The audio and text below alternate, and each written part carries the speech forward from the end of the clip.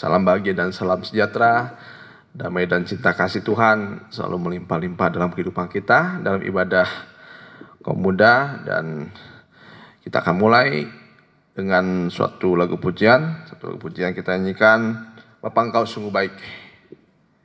Kita datang ke hadirat Tuhan dengan hati yang bersyukur karena Bapa Allah kita, Tuhan kita, selalu memberi kebaikan dalam setiap kehidupan kita.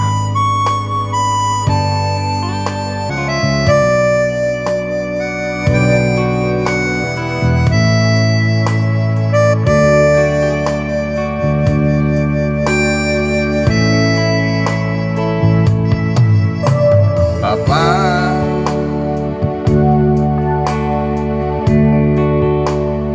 Engkau sungguh baik, kasih-Mu melimpah di hidupku. Bapa, aku berterima kasih. Bapa,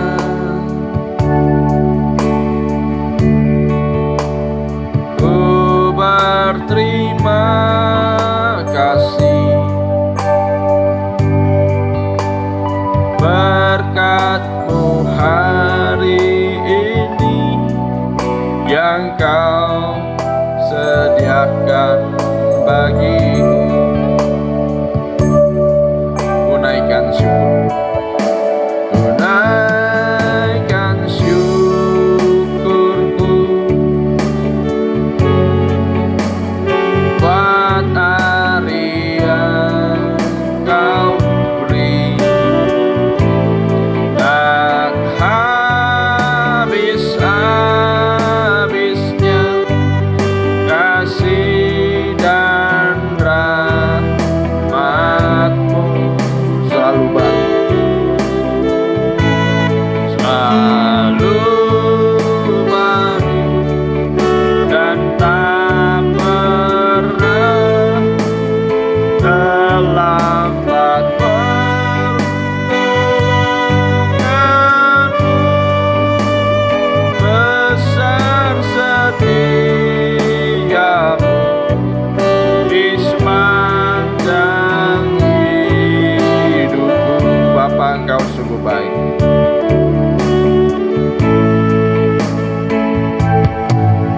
Bapa,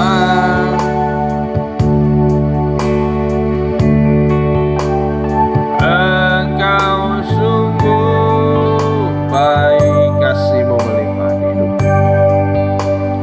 Kasih-Mu melimpah di hidupku. Bapakku berterima kasih. Kita sama-sama bangkit berdiri. Bapa,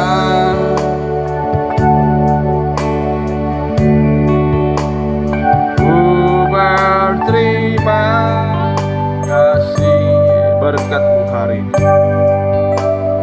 berkat-Mu hari ini yang Kau sediakan bagiku. Ku naikkan syukur, tunaikan syukurku buat hari yang Kau beri. Tak habis-habisnya kasih dan rahmat-Mu selalu baru. Haleluya. Selalu baru dan tak pernah terlambat pertolongan-Mu. Besar setiamu di sepanjang hidupku, selalu baru dan tak pernah. Selalu baru dan tak pernah terlambat pertolonganmu, besar setiamu di sepanjang hidupku. Haleluya Yesus, haleluya. Terima kasih Tuhan, terima kasih. Memang harus kami sadari Tuhan bahwa setiap kehidupan kami, dalam pikiran kami, dalam detak jantung kami, semua diatur oleh Engkau Tuhan. Engkau yang mengatur segala sesuatu dalam kehidupan kami. Bahkan dalam setiap kehidupan kami, Engkau yang mengatur tiap langkah-langkah kami. Dan bagi mereka yang percaya dan setia, mereka mendapat suatu janji bahwa suatu kebaikan akan mengikuti langkah-langkah kehidupan kami. Oleh sebab itu Tuhan, nyatakanlah firman-Mu dan biarlah kami bisa memuji dan memuliakan nama-Mu pada hari ini dan membesarkan nama-Mu sesuai dengan firman-Mu Tuhan. Kami ingin Tuhan selalu menyenangkan hati-Mu Tuhan.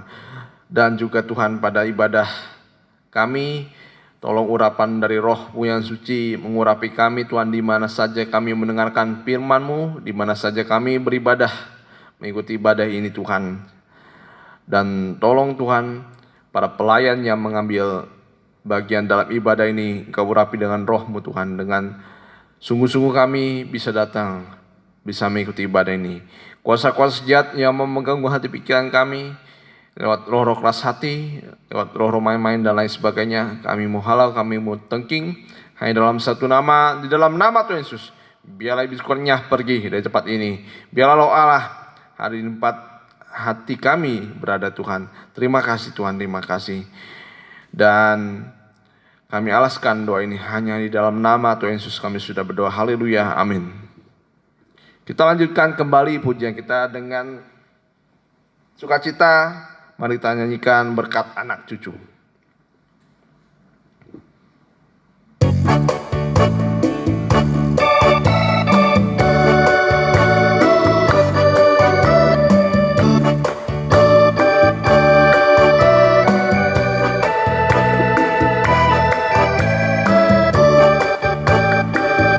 Begitu besar kasih Allah pada kita, diberkatilah anak cucu kita di mana-mana. Tuhan mengubah miskin dan menjadikan kaya. Dia merendahkan dan meninggikan juga. Berbahagialah bagi orang yang percaya. Anak cucunya pasti tidak akan meminta-minta, karena Allah menggenapi firman-Nya. Tiada yang mustahil bagi orang percaya. Tiada yang mustahil bagi orang percaya. Begitu besar kasih Allah pada kita. Begitu besar kasih Allah pada kita. Diberkatilah anak cucu kita di mana-mana. Tuhan mengubah miskin dan menjadikan kaya. Dia merendahkan dan meninggikan juga. Berbahagialah bagi orang yang percaya. Anak cucunya pasti tidak akan meminta-minta, karena Allah menggenapi firman-Nya. Tiada yang mustahil bagi orang percaya. Bagi orang percaya, tiada yang mustahil bagi orang percaya. Tiada yang mustahil bagi orang percaya. Ya, berkat anak cucu yang Tuhan janjikan. Pertama kita lihat dari keturunan Abraham, di mana semua anak cucunya diberkati, dan berkat itu juga dinyatakan bagi orang-orang percaya. Semua tidak ada yang meminta-minta, tapi semuanya malah memberi dan bisa menjadi berkat bagi banyak orang. Haleluya. Kita nyanyikan Tuhan menetapkan langkah-langkah orang.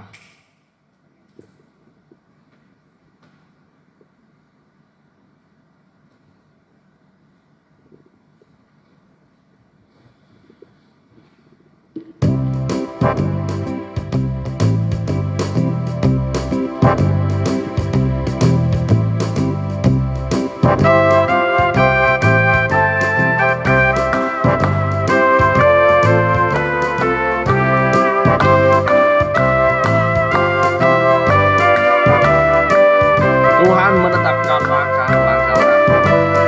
Tuhan menetapkan langkah-langkah orang yang hidupnya berkenan kepadanya. Apabila ia jatuh, tak sampai tergeletak, sebab Tuhan menopang tangannya,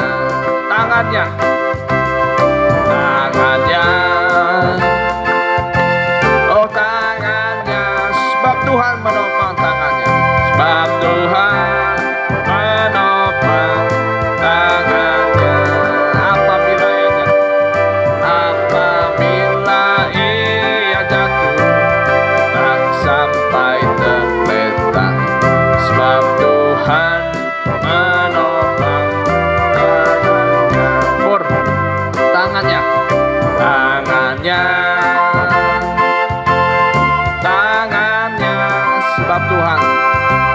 sebab Tuhan menopang tangannya. Apabila ia jatuh, tak sampai tergeletak, sebab Tuhan menopang tangan, sebab Tuhan menopang tangannya, sebab Tuhan menopang tangannya. Haleluya. Kita akan mendengarkan firman Tuhan dan kita sambut dengan lagu pujian Waktu Tuhan.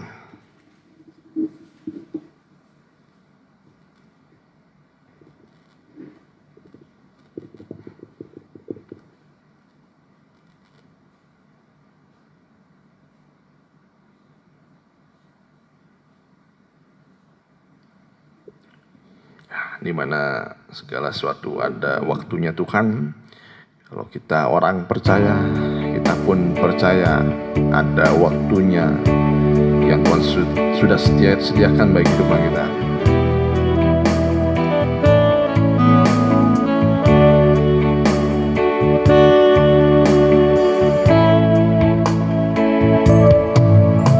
Waktu Tuhan bukan waktu kita, jangan sesali keadaan, jangan sesali keadaannya. Untuk semua ada waktu Tuhan, untuk semua ada waktu Tuhan. Tetap setia mengandalkannya segala yang terjadi, segala yang terjadi di hidupku. Janji Tuhan menghidupiku selalu. Ku yakin, percaya ada waktunya Tuhan. Semua akan indah pada waktunya. Segala yang terjadi di hidupku, kita angkat tangan kanan. Segala yang terjadi di hidupku, janji Tuhan, janji Tuhan menghidupiku selalu. Ku yakin, percaya ada waktunya Tuhan. Semua akan indah pada waktunya. Ku yakin percaya, ku yakin percaya ada waktunya Tuhan. Semua akan indah pada waktunya. Semua akan indah pada waktunya. Semua akan indah pada waktunya.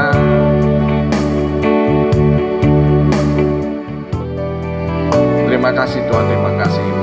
Inilah saat-saat waktu yang tepat, terutama bagi kami untuk mendengarkan firman-Mu.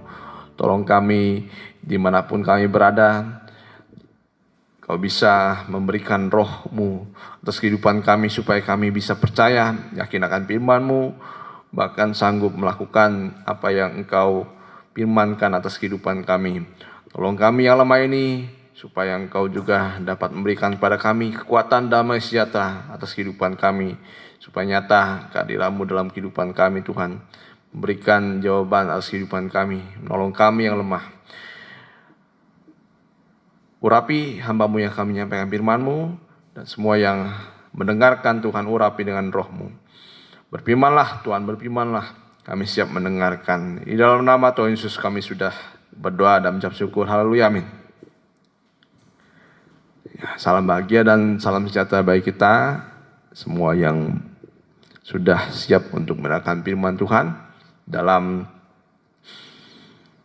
ibadah kaum muda, dan bisa saja mereka yang mendengarkan, siapapun kita, baik itu kaum muda, mungkin ada tunas remaja, mungkin ada orang tua, di mana saja kita mendengarkan, supaya kita diberi hati yang ingin mendengarkan firman Tuhan, telinga yang ingin mendengarkan firman Tuhan.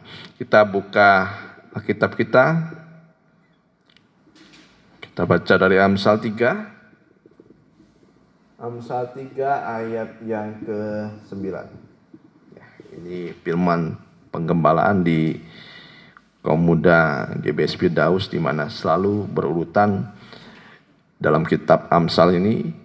Sepanjang 2 tahun ini kita membuka kitab Amsal, kita lihat ini adalah kitab untuk kita para kaum muda, remaja, dan semua orang-orang percaya. Kita minta hikmat daripada Tuhan, supaya hikmat itu bisa benar-benar hadir dalam kehidupan kita, bahkan menjadi perbuatan dalam kehidupan kita. Bagaimana kita mendengarkan firman Tuhan waktu minggu lalu, firman itu harus menjadi hikmat dalam kehidupan kita. Kalau firman itu sudah menjadi hikmat, bisa dilihat dari segala tingkah laku kita. Jadi kita adalah kitab yang terbaca oleh semua orang, bukan kitab yang tertutup, tapi kita menjadi kitab yang terbuka bagi semua orang yang melihat kita. Kita baca, muliakanlah Tuhan dengan hartamu dan dengan hasil pertama dari segala penghasilanmu. Selanjutnya, maka lumbung-lumbungmu akan diisi penuh sampai melimpah-limpah, dan bejana pemerahanmu akan meluap dengan air buah anggurnya. Ya, ini adalah suatu idaman kita semua orang, saya yakin, baik itu siapapun, dia ingin diberkati oleh Tuhan. Lumbung-lumbung diisi penuh. Siapa yang tidak mau lumbungnya diisi penuh? Siapa yang tidak mau apa yang kita kerjakan menjadi berhasil? Ya, semua itu bisa didapatkan bagi setiap kita, ya. Asal kita mau percaya, tekun, dan taat, dan sesuai dengan karunia yang diberikan oleh Tuhan. Tapi kita lihat dulu di ayat yang 9. Ya. Ayat 9, muliakanlah Tuhan dengan hartamu dan dengan hasil pertama dari segala penghasilanmu. Ya, dalam terjemahan lama dikatakan, hormatilah Tuhan dengan mempersembahkan harta kita. Ya, menghormati, memuliakan Tuhan dengan mempersembahkan harta kita. Ya, dengan harta kita, bukan harta orang lain. Ya, jangan kita mau dipuji, tetapi itu adalah hasil dari kerja keras orang lain, itu tidak baik juga. Tapi kita di sini muliakanlah Tuhan dengan hasil, ya, dengan hartamu dan dengan hasil pertama dari segala penghasilan. Ya, jadi harta atau kita bisa sebut saja berkat Tuhan adalah karunia Tuhan. Nah, semua anak-anak itu sebenarnya sudah dikaruniakan berkat daripada Tuhan. Makanya dikatakan anak cucunya tidak akan meminta roti. Jadi memang anak-anak Tuhan dijanjikan oleh Tuhan adalah karunia berkat Tuhan. Yang nilainya memang dan besarannya masing-masing menurut kebutuhan. Ya, menurut kebutuhan, menurut pemberian dan kepercayaan Tuhan.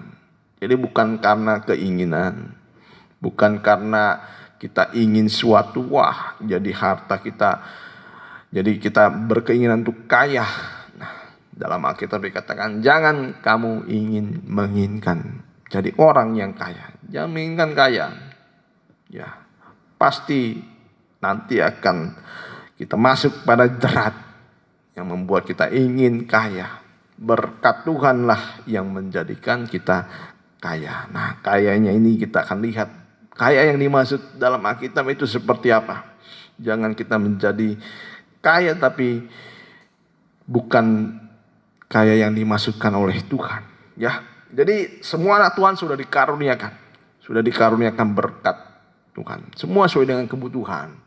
Ya, sesuai dengan kebutuhan. Bagi orang pelajar, ya kebutuhannya seperti apa. Jangan pelajar tapi kebutuhannya seperti orang yang berpenghasilan tinggi. Bagi kita tidak ada penghasilannya. Ya, jangan kita menuntut berkat lebih dari apa yang kita butuhkan. Nah, kalau kita menginginkan berkat lebih daripada yang kita butuhkan, menjadi jerat bagi kehidupan kita. Jadi kita memburu nanti akan uang, ya.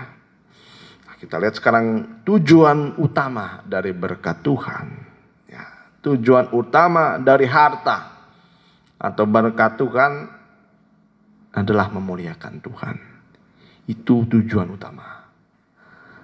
Tujuan utama dari kehidupan kita menerima berkat Tuhan adalah untuk memuliakan nama Tuhan. Nah, dari garis besar di sini saja kita sudah mengerti sekarang. Buat apa kita punya harta? Buat apa kita punya uang? Buat apa kita punya kendaraan? Buat apa kita punya rumah? Buat apa kita punya segala sesuatu kalau tidak untuk memuliakan nama Tuhan? Ya, kalau bukan untuk memuliakan nama Tuhan, ya kalau tidak untuk memuliakan nama Tuhan, yang jelas pasti, dan itu sudah pasti ingin untuk memuliakan namanya sendiri. Ya, kalau sudah seperti ini, memuliakan hidupnya, wah, bagaimana kalau saya dulu berpikiran kalau saya orang kaya yang muda, wah pasti banyak yang mendekat, pasti banyak yang mendekat, pasti banyak yang mengagumi dan lain sebagainya, dipuji dan lain sebagainya. Itu yang menjadi kebanyakan motivasi utama dari anak-anak muda. Buat apa saya kaya? Ya, saya ingin menunjukkan segala sesuatu kalau saya ini bisa. Kalau saya ini mampu, saya pintar, saya melebihi dari semua orang. Nah, itu kalau kita tujuannya seperti itu bukan menjadi berkat Tuhan. Ya, kalau berkat Tuhan pasti membuat kita dekat pada Tuhan. Tetapi itu menjadi suatu jerat. Nah, kita nanti akan bedakan mana berkat, mana jerat. Nah, jerat inilah yang akan mencelakakan kehidupan kaum muda. Tapi kalau berkat daripada Tuhan, pasti memuliakan nama Tuhan. Ya.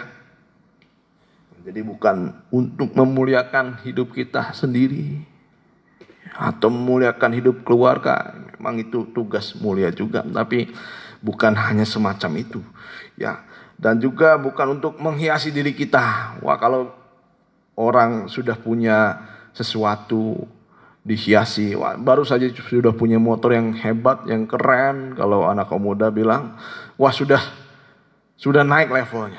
Apalagi sudah punya mobil, wah mobil sport dan lain sebagainya. Silahkan, tetapi kalau tujuannya untuk menghiasi diri kita, itu bukan menjadi berkat, tetapi menjadi jerat bagi kehidupan kita. Ya, nah bukan hanya untuk menghiasi diri kita, apalagi perempuan. Wah, kalau perempuan nomor satu yang utamanya adalah dandan. Apalagi kemarin banyak saya mendengar, sekarang saya sulit untuk dandan. Bagaimana mau dandan? Pakai masker, jalan-jalan pakai masker buat apa? Tidak ada gunanya. Dandan, ya itu menghiasi diri. Ya, kaum muda silahkan, memang tidak dilarang, tetapi bukan itu yang utama. Ya, menghiasi diri doa dengan macam-macam wangi-wangian, macam bedak, macam apapun juga supaya membuat kita menjadi putih bersih, tapi hanya luar saja. Itu bukan tujuan utama. Silakan, tapi kalau misalnya hanya semacam itu, begitu rendahnya kehidupan kita. Kalau kita hanya bertindak semacam itu, dalam diri kita tidak untuk memuliakan nama Tuhan. Ya, berkat Tuhan itu harta, ya, kesehatan. Ini kalau wajah ini sama juga berkat Tuhan. Saya yakin semua anak muda pasti ingin wajahnya menarik. Ya, wajahnya menarik. Menjadi pusat perhatian, saya yakin semua. Saya juga mau sebenarnya. Tapi sudah mentok wajahnya seperti ini, ya sudah. Tidak usah dimancungkan. Tidak usah bibirnya diapakan, saya tidak mengerti. Hidungnya dipertipis, mancung, matanya belok, mukanya tirus dan lain sebagainya, itu urusan. Silakan, tapi kalau hanya semacam itu, betapa rendahnya kehidupan kita. Ya, jadi pusat perhatian. Apalagi kalau perempuan itu maunya wajahnya putih. Kalau hitam tidak pede dia. Itu ukuran orang Indonesia. Tapi sekarang bagaimanapun penampilan kita, itu bukan tujuan utama kehidupan kita. Ya, muliakanlah kita. Muliakanlah harta atau berkat Tuhan untuk memuliakan nama Tuhan. Ya, jangan untuk menunjukkan status sosial. Ya, apalagi cuman tujuan disimpan, ditumpuk. Ya, ingat orang kaya yang bodoh. Dia menimbun harta. Menimbun harta. Kalau bisa disebut ini adalah orang muda masa kini, dambaan setiap wanita yang punya harta berlimpah-limpah, tetapi disebut Tuhan, ini adalah orang kaya yang bodoh. Orang kaya yang bodoh. Orang yang kaya yang bodoh ini kita sudah tahu akhirnya kemana. Kalau anak muda dikatakan tentang surga dan neraka, wah, mereka pasti berpikir itu kan nanti, masih lama saya akan mengalami proses kematian. Ya, bagaimana orang itu mati dihakimi surga dan neraka. Tapi kita kalau mau disebut bijaksana, kita sudah memikirkan bagaimana tujuan kehidupan kita. Apakah kita bersama Tuhan selama-lamanya? Apakah kita tidak bersama Tuhan selama-lamanya? Kalau orang bersama Tuhan, sudah jelas tempatnya di surga. Tuhan akan memuliakan orang semacam itu. Ya, kita mau supaya berkat yang kita punya itu kita manfaatkan sebaik-baiknya. Amsal 11 ayat 24. Amsal 11 ayat yang ke-24. Ya. Amsal 11 ayat yang ke-24.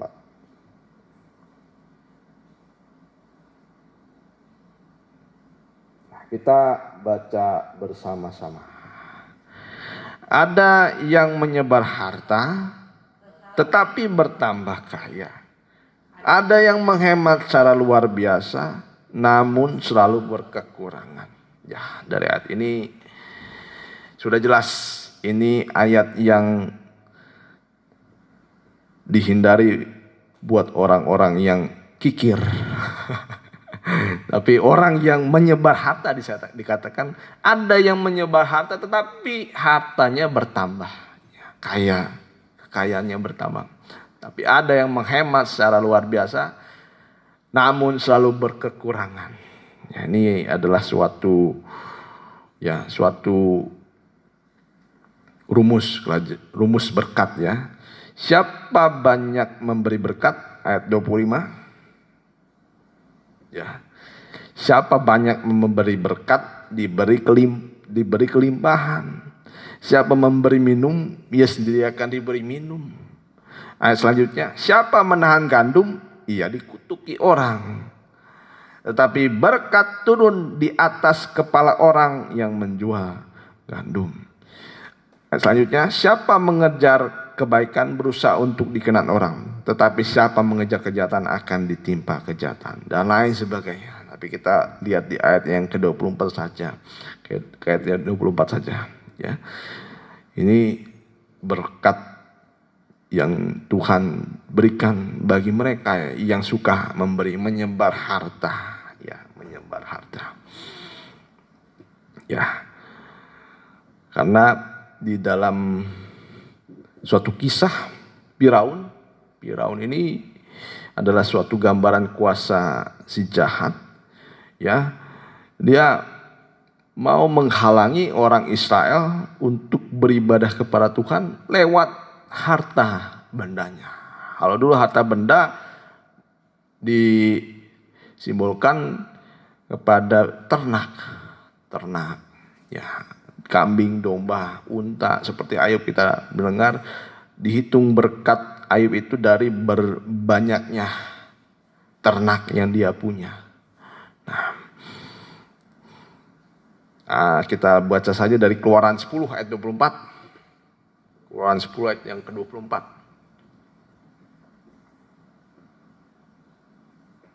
Ya. Ini kisah bagaimana Tuhan menurunkan tulah kepada orang Mesir dan Firaun. Akhirnya Firaun pada saat itu melunak sedikit memperbolehkan orang Israel beribadah kepada Tuhan. Tetapi dikatakan, ya kita baca saja, lalu Firaun memanggil Musa serta berkata, pergilah, beribadahlah kepada Tuhan, hanya kambing dombamu dan lembu sapimu harus ditinggalkan. Juga anak-anakmu boleh ikut, juga anak-anakmu boleh turut beserta kamu. Ya. Tetapi Musa berkata, bahkan korban sembelihan dan korban bakaran harus engkau berikan kepada kami, supaya kami menyediakannya untuk Tuhan Allah kami. Ya, jadi memang Firaun ingin supaya ibadah Israel itu tidak berkenan kepada Tuhan, ya, dengan tidak memberikan suatu korban bagi Tuhan. Jadi korban sembelihan, ya, memang nanti ini digambarkan juga sebagai kuasa dari ibadah, itulah darah Yesus. Tapi dari sini juga kita akan lihat bagaimana suatu ibadah yang tidak disertai dengan persembahan, itu kekayaan kita atau berkat, atau juga disebut harta kita, tidak kita beri juga kepada Tuhan, supaya ibadah hanya seperti itu saja, tapi tidak ada korban. Firaun mengizinkan memang Israel beribadah kepada Tuhan, hanya jangan membawa persembahan, ya, jangan ada korban, ya, jangan ada disebut, jangan memuliakan Tuhan dengan harta kita. Nah, ini supaya kita mengerti bahwa tujuan kita memiliki adalah supaya memiliki harta atau berkat dan lain sebagainya, supaya kita memuliakan nama Tuhan dengan harta itu. Ya. Supaya kita memuliakan nama Tuhan dengan harta itu. Ya, tujuan si jahat ini adalah supaya manusia itu terikat dengan harta. Ya, supaya manusia itu terikat dengan harta. Jadi permainan dari berhala zaman sekarang, ya, atau bisa disebut juga tipu daya dari setan itu sekarang menggunakan dunia dengan segala isinya untuk menjatuhkan anak-anak Tuhan, supaya manusia itu terikat dengan dunia. Nah, ini tujuan dari setan itu supaya manusia itu tetap terikat dengan dunia, tetap terikat dengan dunia. Kita baca di Mazmur 62 ayat 11. Ya. Ini yang ditakuti oleh Tuhan, yang dikhawatirkan oleh Tuhan. Kalau manusia sudah diberkati, ya kita baca saja, jangan percaya kepada pemerasan, janganlah menaruh harap yang sia-sia kepada perampasan. Apabila harta makin bertambah, janganlah hatimu melekat padanya. Ya. Apabila harta makin bertambah, janganlah hatimu melekat kepadanya. Inilah, ya, jadi iblis tidak menggunakan, ya, banyak caranya memang iblis, tapi iblis juga salah satunya menggunakan caranya yang paling manjur itu adalah menggunakan dunia beserta kekayaannya, beserta isinya. Ya, supaya manusia itu terikat pada harta yang dia cari, yang dia peroleh, ya, supaya tidak bisa memuliakan Tuhan dengan harta benda yang sebenarnya Tuhan sudah berikan kepada kita. Bukan iblis yang memberikan, tapi harta benda ini Tuhan sendiri yang memberikan kepada kita. Dan manusia itu cenderung untuk memuliakan diri sendiri, ya, memuliakan diri sendiri dengan harta. Ya, hati-hati supaya kita setelah diberkati oleh Tuhan, jangan berkat itulah yang akhirnya membuat kita melekat kepada berkat, bukan kita menambah melekat kepada Tuhan. Dan banyak sekali, ya, anak-anak Tuhan jatuh dalam hal-hal semacam ini. Ya, siapapun kita, saya juga, semua yang disebut manusia itu godaannya adalah harta benda. Baik itu orang kaya, baik itu orang miskin, sama semuanya. Godaannya adalah harta. Ya. Godaannya adalah uang. Ya, muliakanlah Tuhan dengan harta kita. Nah, jangan disimpan terus ditumpuk, wah, seperti orang kaya yang bodoh. Nanti seperti laut mati. Laut mati itu adalah suatu di mana laut yang tidak bisa mengaliri kepada yang lain, dia tetap di situ, menimbun air di situ, sehingga tidak ada kehidupan di laut mati itu. Ya, begitu asin, ya, tidak ada kehidupan. Ikan-ikan tidak ada, ya, ikan-ikan tidak ada, tidak ada kehidupan di situ. Mungkin saya tidak tahu apa bakteri-bakteri dan lain sebagainya, saya tidak terlalu mengerti. Tapi di sana tidak ada kehidupan, ikan tidak ada, dan air itu tidak mengalirkan ke tempat yang lain, ditimbun terus di situ. Nah, itulah orang-orang yang hanya menghemat secara luar biasa, tapi selalu berkekurangan. Nah, inilah anehnya orang yang menghemat secara luar biasa, atau bisa sebut saja kikir. Orang menghemat itu boleh dan dianjurkan, tidak boleh kita memboloskan harta. Tapi kalau sudah berlebihan inilah yang menjadi jerat. Sudah berlebihan menjadi jerat. Ya, jadi kita sayang akan uang, atau kita mengasihi uang melebihi apapun juga, bahkan tidak bisa memberi. Nah, kita lihat tanda seseorang yang melekat kepada harta. Tanda seseorang yang melekat kepada harta. Ya. Yang pertama, dia akan menjadi orang yang kikir. Ya, kikir. Nah, Orang kikir ini tidak bisa memberi. Tidak bisa memberi, bahkan orang kikir itu cenderung untuk mengumpulkan harta sebanyak-banyaknya.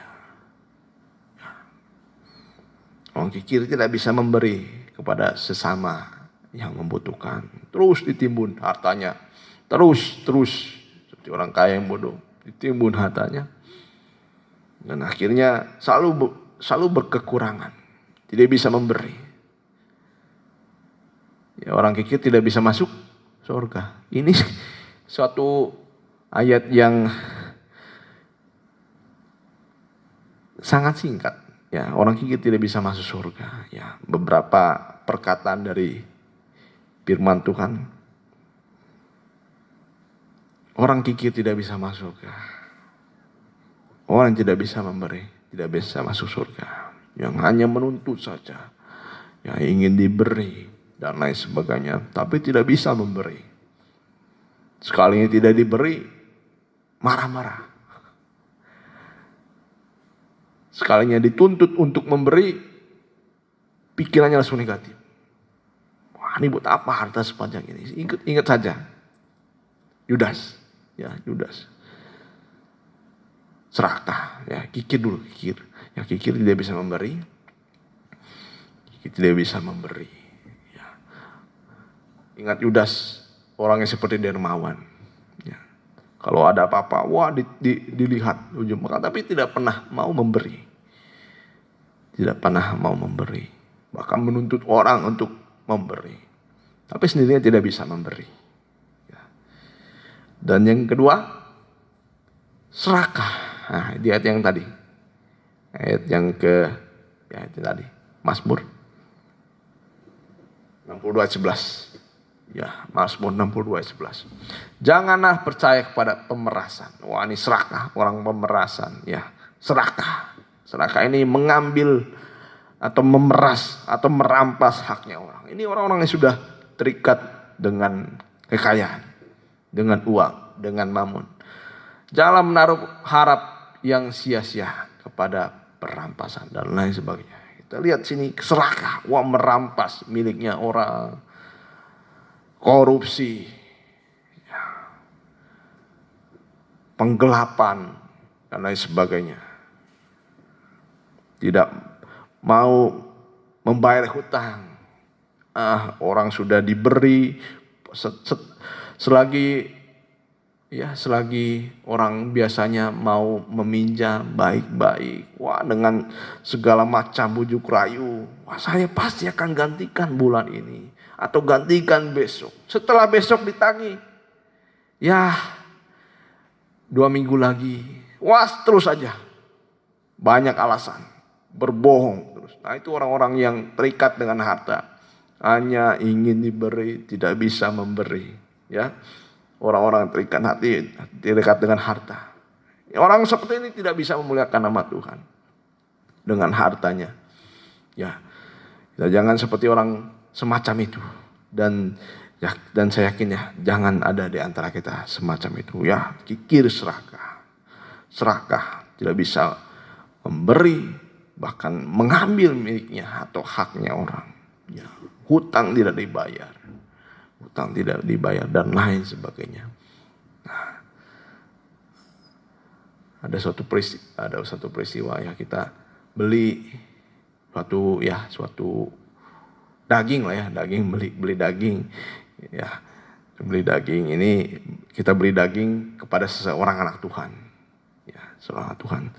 Dalam hati kita berpikir ya, yang membelinya, kalau ini anak Tuhan, kita buktikan dengan timbangannya. Dengan timbangannya. Kalau timbangan ini tidak tepat, wah, dari timbangannya tidak tepat itu saja kita sudah tersandung. Wah, bagaimana anak Tuhan semacam ini? Timbangan saja tidak benar. Ya, serakah. Tapi setelah kita cek, wah, timbangannya bagus. Sampai lebih lagi ya. Wah, kalau sudah lebih biasanya orang nggak mau ngomong. Tapi memang ini sudah dilebihkan. Ya. Tapi kalau misalnya ada orang memberi kepada kita, tetapi sesuai dengan kesepakatan, ternyata dia lebih itu, tapi bukan bukan hilap, yang hilap maksudnya, yang hilap. Wah, memberi tapi hilap, misalnya utang, misalnya kita butuh 1 juta, dia beri 1,1, tapi tanpa sepengetahuannya kita kembalikan, ya, kita kembalikan, ya. Kecuali dengan sepengetahuannya dia, memang untuk memberi lagi lebih, nah itu beda lagi ya. Kita jangan serakah dan saya mencuri. Nah, ini sudah terikat. Kalau mencuri ya kita sudah mengerti lah apa itu mencuri. Korupsi, mencuri miliknya orang, mengambil miliknya orang, ya dan lain sebagainya. Dan yang lebih dalam lagi adalah mengorbankan hal-hal rohani. Ya, biasanya ibadah, mengorbankan ibadah, pelayanan kita hanya untuk uang. Ini sudah terikat kita kepada harta.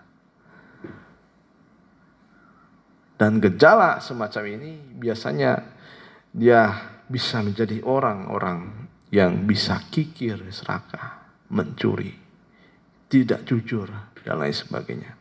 Tapi alangkah baiknya kita kalau diberi berkat oleh Tuhan, kita memuliakan nama Tuhan, bukan memuliakan diri sendiri. Apalagi melekat kita kepada harta benda yang nilainya adalah panah, yang tidak berharga sebenarnya, ya, yang nilainya fana.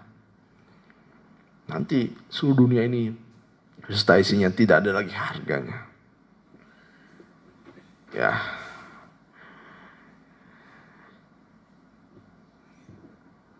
Mengutamakan hal-hal yang jasmani, apalagi uang begitu kecilnya. Kalau kepentingan-kepentingan yang misalnya bisa kita toleransi, itu pasti akan, ya kalau gembala pasti akan memberikan izin, memberikan ya silahkan, memberikan toleransi dan lain sebagainya. Tapi kalau misalnya hanya untuk uang, begitu rendahnya kehidupan kita, mengorbankan yang mulia demi hal yang panah. Ya. Sekarang kita lihat jalan-jalan kehidupan kita. Jangan kita gara-gara uang sedikit saja. Demi suap nasi kita berbohong. Ya. Serakah. Ya, berbohong, penggelapan dan sebagainya. Orang-orang semacam ini bisa dipastikan tidak ada tempat di surga. Ya. Orang yang mengambil uang dengan cara yang tidak halal. Dan kita lihat bagaimana cara kita memuliakan Tuhan dengan harta kita. Yang pertama, Kejadian 14 ayat 18.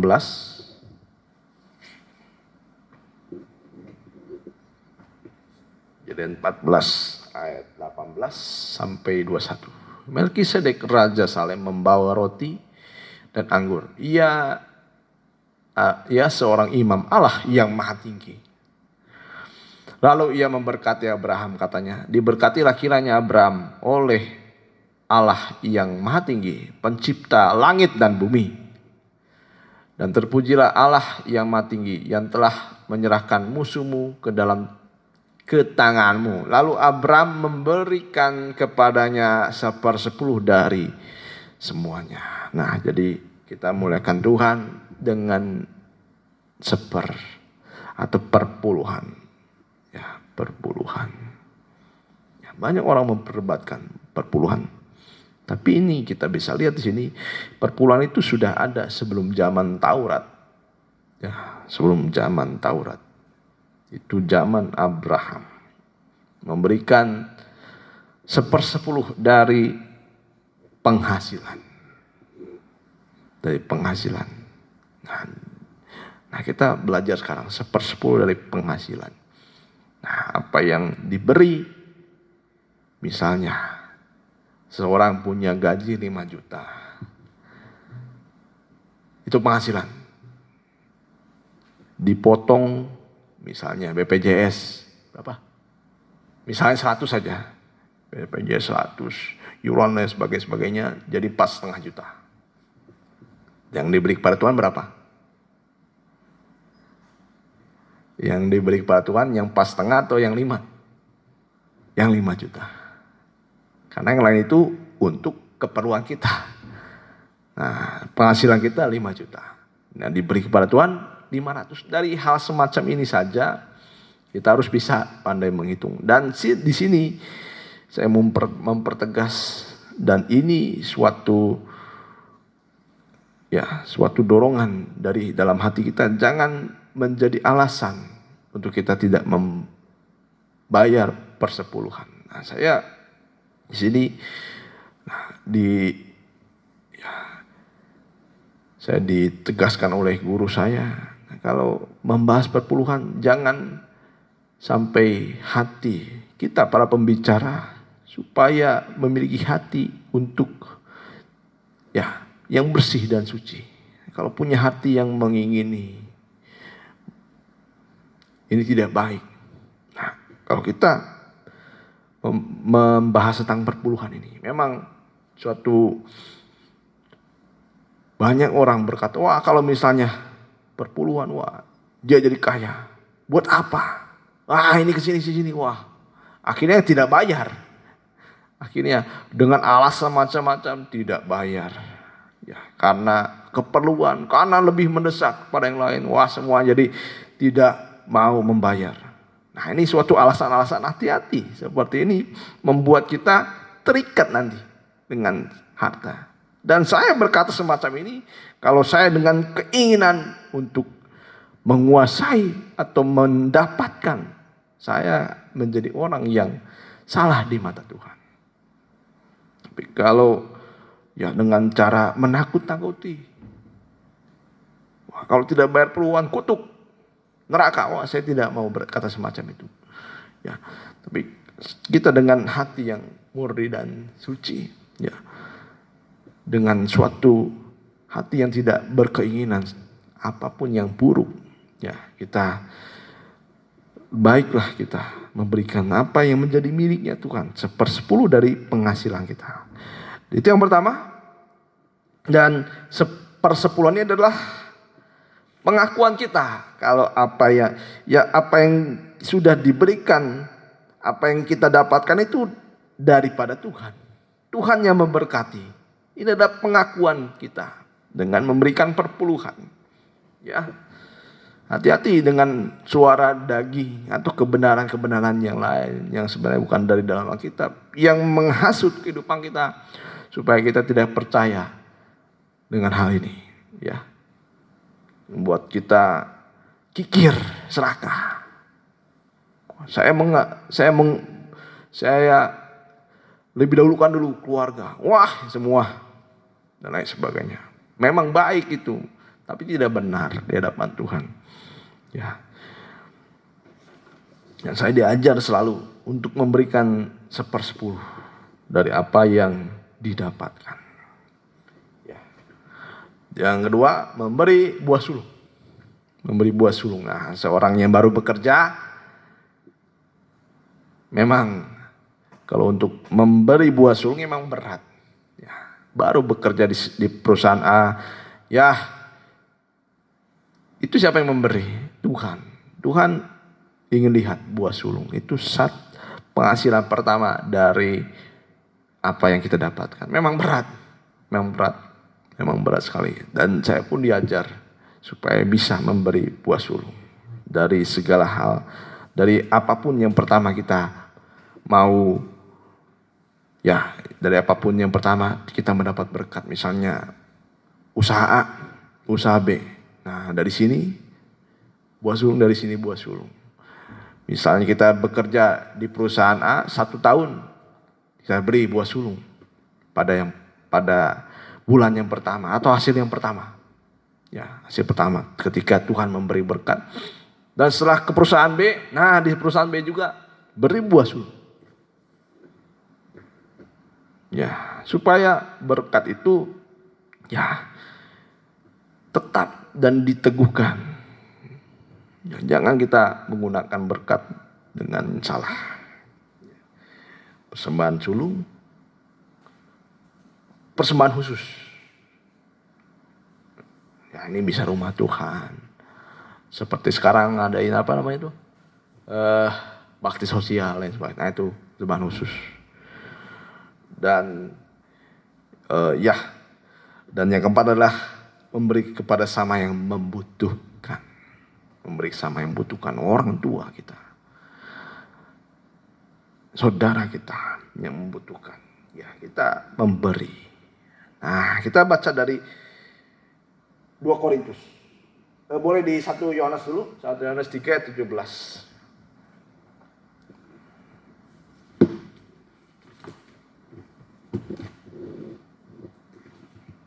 Tapi kita juga sebagai pemberita firman Tuhan, jangan gara-gara kita tidak punya uang, kita tembak-tembakan kepada jemaat supaya jemaat itu bisa memberi. Ya kita semuanya memiliki pikiran yang baik dan benar. 1 Yohanes 3 ayat 17. Barang siapa mempunyai harta dunia dan melihat saudaranya menderita kekurangan tetapi menutup pintu hatinya terhadap saudaranya itu, bagaimanakah kasih Allah dapat tetap di dalam dirinya? Terus, anak-anakku, marilah kita mengasihi bukan dengan perkataan atau dengan lidah, tetapi dengan perbuatan dan kebenaran. Nah, di sini kita diberi perintah oleh Tuhan supaya kita saling memberi dan bukan menuntut juga. Nah, ini salah juga kalau kita dalam hal ini membuat kita menuntut orang buat mengasihi kita, salah juga. Tapi kita di sini supaya kita bisa memberi. Jangan hanya menuntut tetapi tidak bisa memberi. Ya, kita bisa memberi kepada Tuhan dan yang lain pun pasti memberi kepada kita. Entah itu dari siapapun juga. Ya, jadi jangan menuntut dulu baru kita bisa memberi. Memberi dulu. Ya, memberi dulu kita. Ya, kita kasih. Bukan kasih hanya perkataan dengan lidah, tapi dengan perbuatan dan dalam kebenaran. Nah, di sini kita garis bawahi perbuatan dan dalam kebenaran. Kebenaran itu tidak menuntut. Tapi dia bisa memberi, ya, bukan kebenaran diri sendiri. Ya, kita lihat ukuran memberi itu bukan dari banyak jumlahnya atau sedikit jumlahnya, tetapi dari kerelaan hati kita. Jemaat Makedonia adalah orang yang atau jemaat yang miskin, tapi mereka kaya dalam kemurahan. Ayat terakhir saja, 2 Korintus 8. 2 Korintus 8. 2 Korintus 8.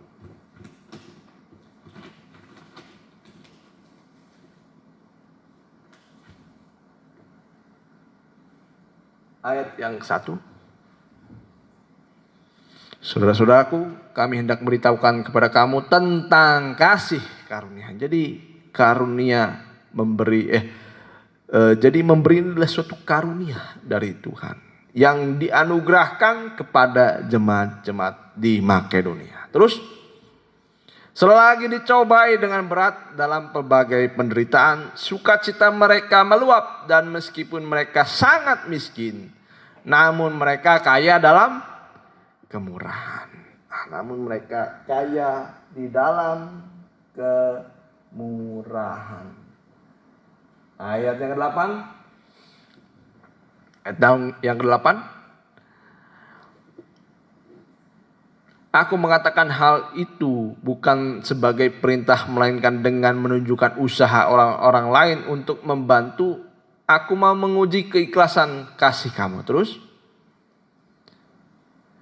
karena kamu telah mengenal kasih karunia Tuhan kita Yesus Kristus, bahwa Ia yang oleh karena kamu menjadi miskin, sekalipun Ia kaya, supaya kamu menjadi kaya oleh karena kemiskinannya.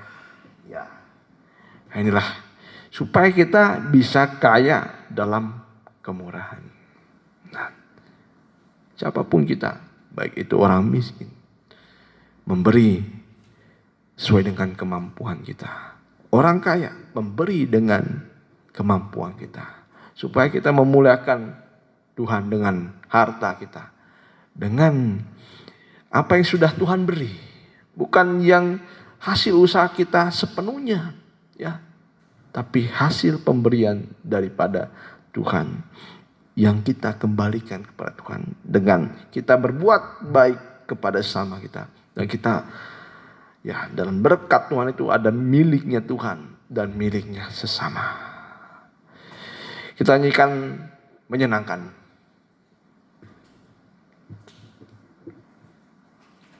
Ya, kita anak-anak muda, kita pun masih muda, tetapi kalau firman Tuhan sudah mendorong hati kita, janganlah mengeraskan hati kita.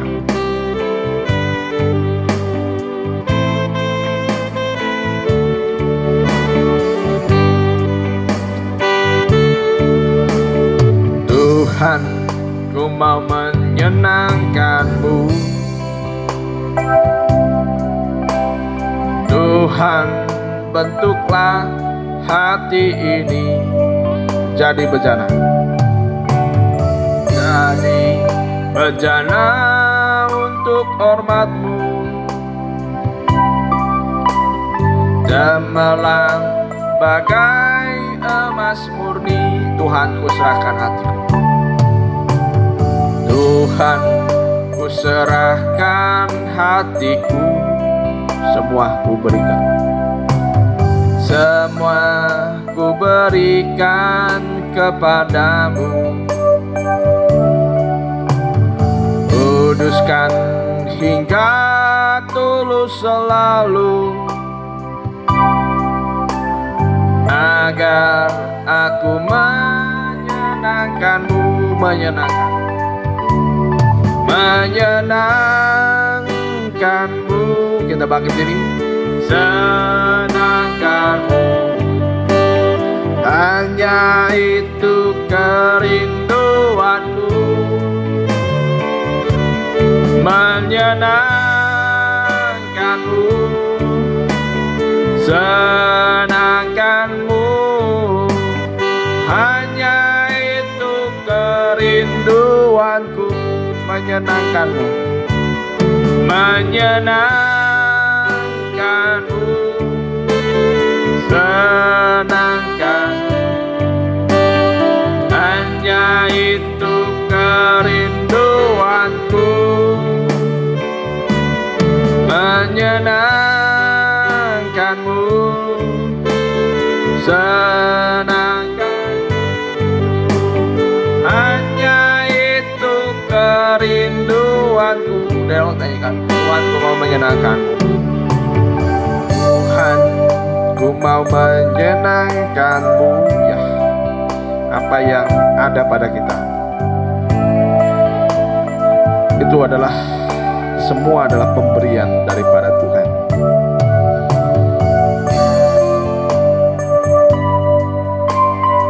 Baik itu kesehatan, harta, hidup kita, pelayanan kita, itu untuk memuliakan nama Tuhan, untuk menyenangkan nama Tuhan. Semua ku berikan kepadamu. Kuduskan hingga tulus selalu, agar aku menyenangkan-Mu, menyenangkan-Mu, menyenangkan-Mu, senangkan-Mu, senangkan-Mu, hanya itu kerinduanku. Menyenangkan-Mu, senangkan-Mu, hanya itu kerinduanku. Menyenangkan-Mu, menyenangkan-Mu, senangkan-Mu, hanya itu kerinduanku. Menyenangkan, menyenangkan-Mu, senangkanmu, senangkanmu. Hanya itu kerinduanku, hanya itu kerinduanku,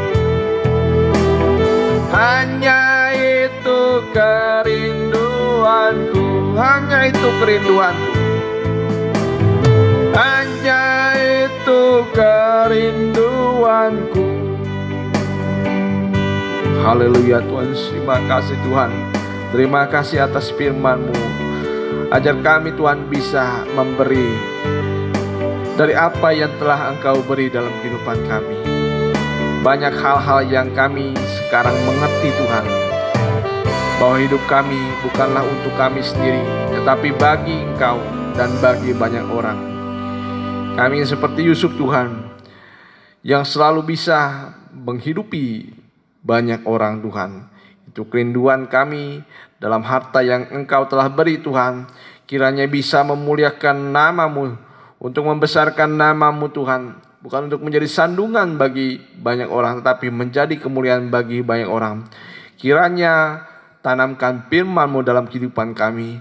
Mungkin ada yang masih keras hati, mungkin ada yang masih menunjukkan kebenaran yang lain, tapi kami diberi oleh Engkau Tuhan kebenaran yang benar-benar sesuai dengan firman-Mu, supaya kami bisa memuliakan Engkau dengan apa yang telah Kau beri dalam kehidupan kami, dengan harta kami, dengan kemampuan kami, dengan kekuatan kami. Kiranya tanamkan firman-Mu dalam kehidupan kami, supaya kami bisa berbuah-buah di dalam kebaikan. Terima kasih Tuhan, terima kasih. Berkati kami yang mendengarkan firman ini Tuhan, semua Tuhan, berkati Tuhan dari segala pekerjaan mereka, dari usaha mereka, dari apapun yang mereka pergumulkan Tuhan, yang menghasilkan. Tolonglah semuanya supaya kami diberkati oleh Engkau Tuhan. Tetapi bukan berkat ini membuat kami menjadi jerat Tuhan, tapi berkat ini untuk memuliakan nama-Mu Tuhan. Seberapa yang Engkau telah beri dalam kehidupan kami, itu adalah karunia daripada-Mu yang Kau anugerahkan. Kami patut bersyukur Tuhan, apa yang telah Kau beri dalam kehidupan kami. Terima kasih Tuhan, terima kasih. Dan mereka yang bersekolah kiranya diberikan hikmat daripada-Mu juga Tuhan. Terima kasih Tuhan, terima kasih. Dan terimalah berkat dari Allah Bapa, Sang Putra dan Roh Kudus yang menyertai kami sekalian. Itulah Tuhan Yesus Kristus yang memberikan kepada kami kekuatan dan penghiburan damai sejahtera sampai di awan-awan yang permai. Terima kasih Tuhan, terima kasih. Dalam nama Tuhan Yesus kami sudah berdoa dan mengucap syukur. Haleluya. Amin.